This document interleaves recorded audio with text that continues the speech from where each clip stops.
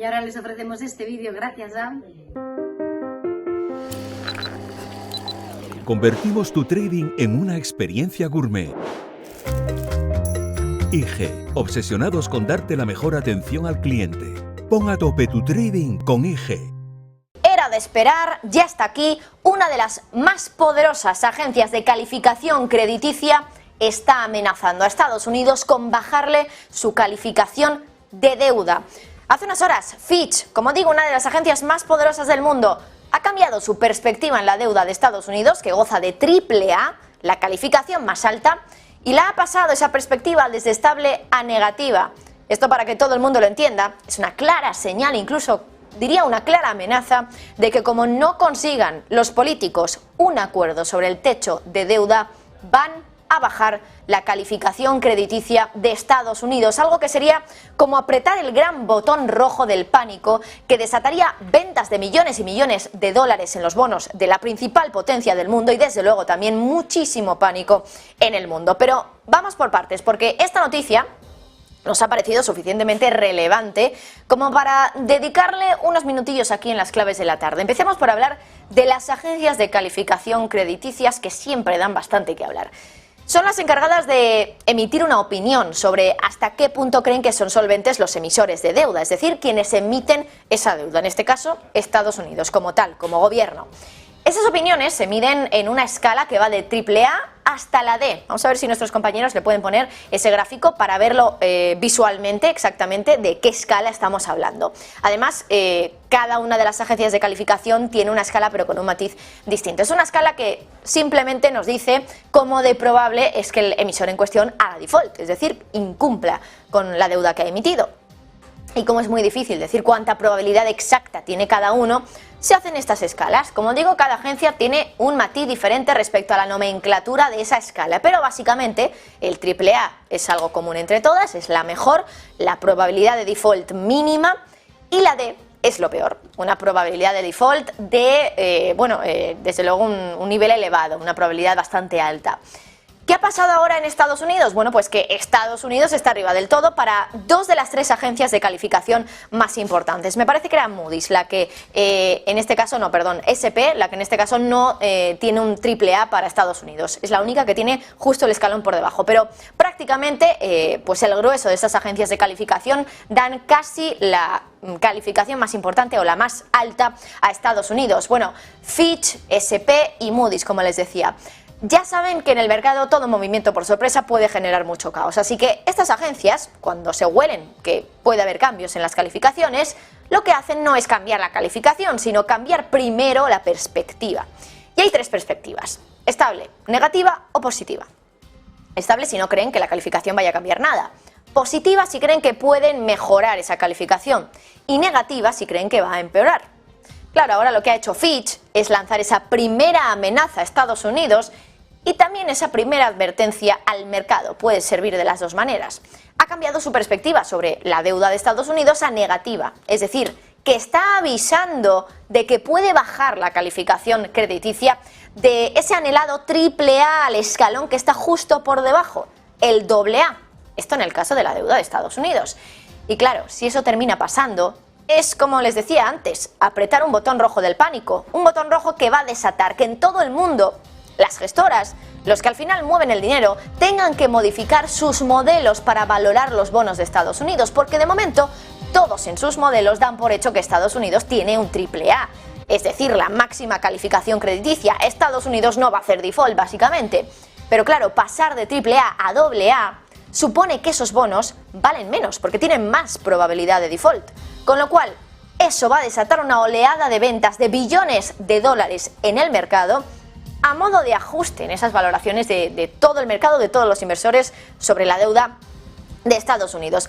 Y ojo que la deuda de la principal potencia del mundo es además considerada activo libre de riesgo. Ese activo libre de riesgo se utiliza para valorar al resto de activos del mercado. Para ponérselo más sencillo, una bajada de la calificación de Estados Unidos es un verdadero marrón, y permítanme el lenguaje coloquial. Supone que todos los activos están mal valorados y que se tienen que reajustar. ¿Y cómo se reajustan? A la baja. Ventas masivas, desplomes de los precios. Y eso es algo que ya está empezando a pasar. Piensen en las letras del Tesoro, por ejemplo, las letras que vencen el 1 de junio, el jueves que viene, la fecha X, la fecha en la que muchos piensan que Estados Unidos ya no va a poder pagar lo que debe, sus obligaciones, y tampoco, por lo tanto, quizá esas letras. Bueno, pues ahí las ventas en las letras que vencen el 1 de junio han sido tales que el precio ha bajado tanto. Y ya saben que como consecuencia de la bajada de precios tiene una reacción inversamente proporcional esas rentabilidades, pues esas rentabilidades se han disparado. Están por encima del 7%, una auténtica locura, desde luego, teniendo en cuenta que los tipos de interés en Estados Unidos no están ni cerca del 7%. De las tres grandes agencias de calificación, les decía antes, solo una no le tiene puesta un AAA a Estados Unidos. Y lo curioso del mundo de la calificación crediticia es la duda que hay sobre la verdadera independencia de las agencias de calificación. De entre Fitch, Moody's y S&P, solo esta última no le tiene puesta la mejor calificación. Le tiene puesta desde hace ya muchos años AA+, la segunda mejor, pero no es la primera. Fue, como digo, en 2011, les sonará seguramente ese año, porque es el anterior episodio de pánico a un default por falta de acuerdo sobre el techo de deuda en Estados Unidos. Fue ahí justo cuando S&P decidió bajarle la calificación a Estados Unidos desde AAA a AA. Y voy a contarles esa historia para que vean cómo son las cosas en ese mundo tan opaco como apasionante que son las agencias de calificación. Lo curioso es que S&P le bajó la calificación después de llegar a un acuerdo, es decir, no fue antes, no fue cuando había miedo a que no se pudiera llegar a un acuerdo, no, se llegó a un acuerdo, se entiende, ¿no?, que se eliminan esas incertidumbres, pero aún así desde S&P no confían demasiado en ese acuerdo y deciden bajarle igualmente la calificación crediticia a Estados Unidos. Su justificación, que eso no implicaba el hecho de haber llegado a un acuerdo a corto plazo, que la dinámica a medio plazo fuera a cambiar. Efectivamente, parece que tenía razón, porque a día de hoy han pasado 12 años y estamos un poco en el mismo sitio, pero con muchísima más deuda. Eso es lo único que cambia prácticamente. Lo curioso es que esa rebaja de calificación no gustó nada al gobierno, por supuesto.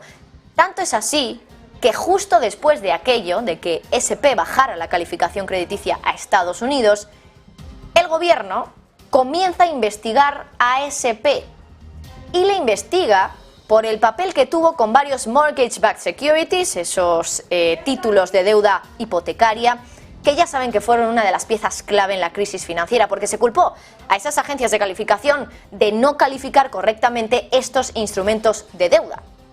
Y es que, claro, ¿de qué ganan dinero las agencias de calificación?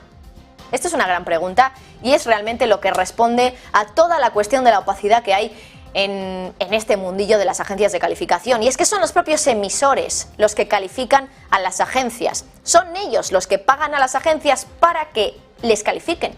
Así que hasta qué punto tú, por ejemplo, imagínense, como empresa que paga Fitch, quieres que encima Fitch te baje la calificación cuando le estás pagando y por tanto va a hacer que tu deuda pierda valor y por tanto suba tu rentabilidad de la deuda. Es decir, lo que tú pagas, los intereses que tú pagas por emitir esa deuda.